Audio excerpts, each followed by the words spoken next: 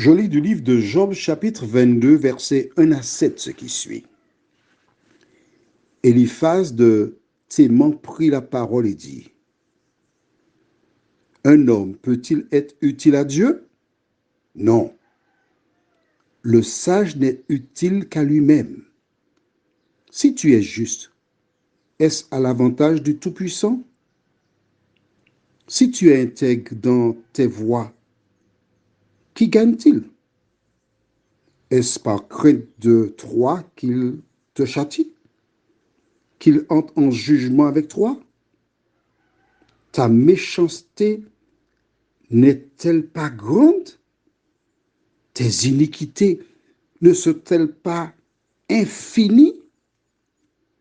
Tu enlevais sans motif des gages à tes frères. Tu privais de leurs vêtements ceux qui étaient nus. Tu ne donnais point d'eau à l'homme altéré. Tu refusais du pain à l'homme affamé. Prions. Seigneur, je te bénis pour Job,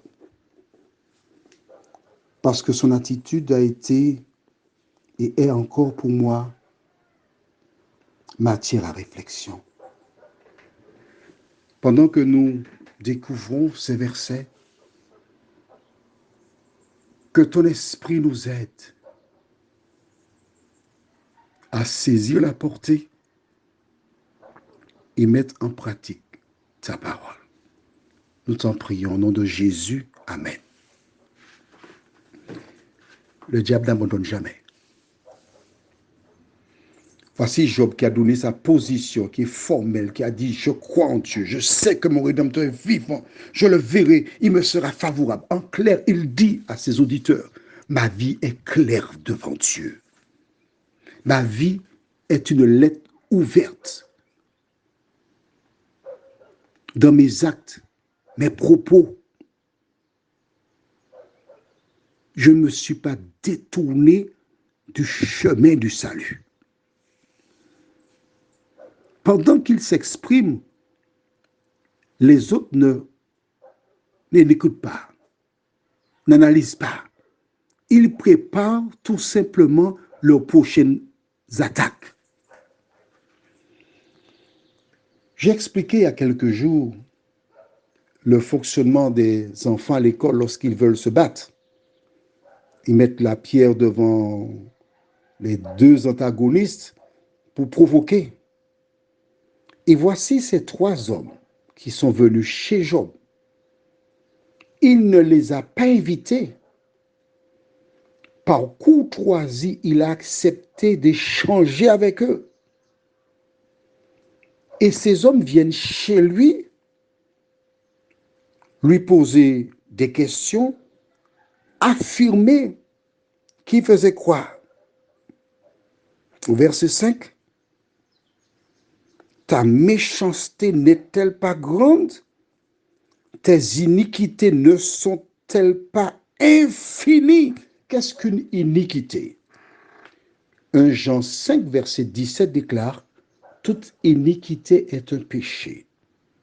Et 1 Jean 3, verset 4 dit: quiconque pêche transgresse la loi, et le péché est la transgression de la loi. En clair, lorsqu'il dit tes iniquités ne sont-elles pas infinies, il dit tes péchés ne sont-ils pas infinis? Tu es un grand pécheur, tu as fait beaucoup de péchés. C'est pour cela que tu es dans cet état-là. Je n'oublierai jamais cet homme qui un jour eut un accident. On lui a amputé une jambe. Et pendant qu'il était en train de méditer sur sa situation, c'est lui qui nous l'a raconté. Un homme et deux femmes qui avaient été voir quelqu'un à l'étage, ils sont venus le voir. Et l'homme qui venait d'être amputé, l'homme lui dit: si ça t'est arrivé, c'est parce que tu as péché. Tu es dans le péché. C'est pourquoi Dieu t'a frappé. La présence des deux femmes l'empêchèrent de lui donner une volée de jurons. Ils partirent et cet homme pleura.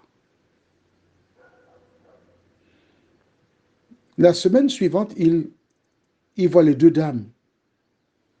Et ne voyant pas l'homme, il pose la question, mais il est où l'homme qui t'avait vu la dernière fois?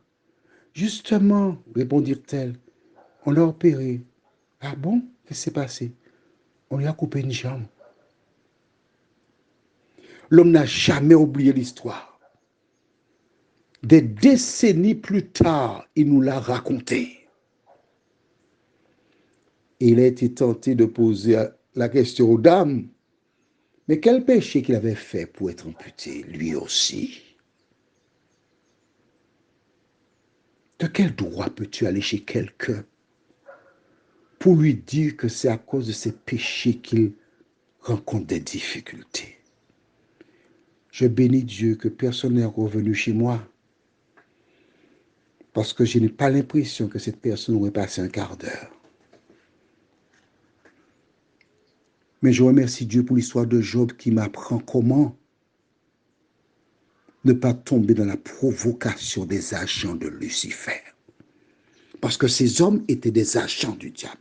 Et l'homme continue en répétant des mensonges. Verset 6, tu enlevais sans motif des gages à tes frères. Tu privais de leurs vêtements ceux qui étaient nus. Tu ne donnais point d'eau à l'homme altéré. Tu refusais du pain à l'homme affamé. Dieu, lorsque je pense à moi, la personne vient me dire des mensonges là sur moi, chez moi. Il y a des gens qui feraient parler leur couple là. Il y a des gens qui le feraient passer par la fenêtre. Mais la parole de Dieu te dit, ce matin, ce sont des agents du diable qui viennent te provoquer. Si tu sens que tu vas dire des choses, prends un verre d'eau, puis remplis ta bouche d'eau, puis garde l'eau dans ta bouche. Ne fais pas descendre dans ton estomac.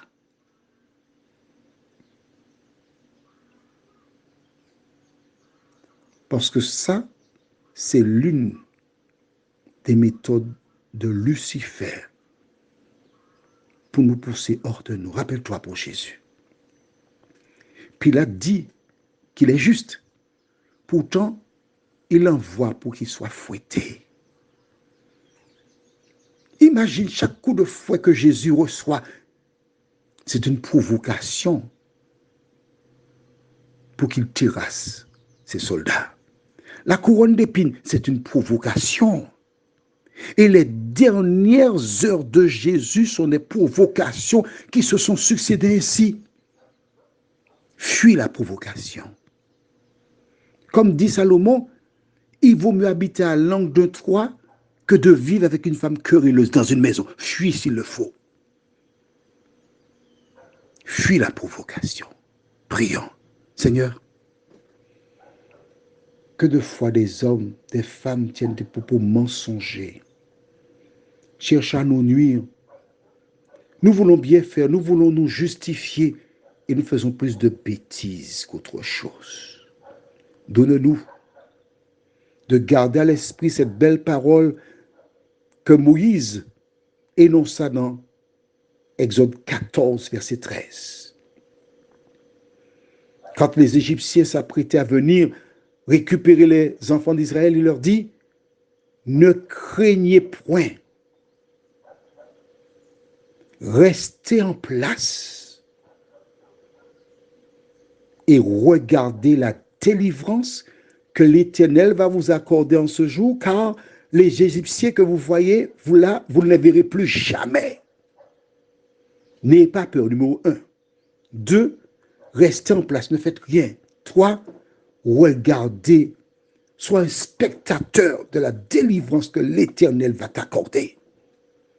Ne succombe pas à la provocation. Prions. Seigneur, les provocations sont là. Aide-nous à garder la bouche fermée. Aide-nous à fuir. Aide-nous à ne pas succomber. Nous t'en prions au nom de Jésus pour ta gloire éternelle. Amen. Je te souhaite une bonne journée sous le regard de Dieu.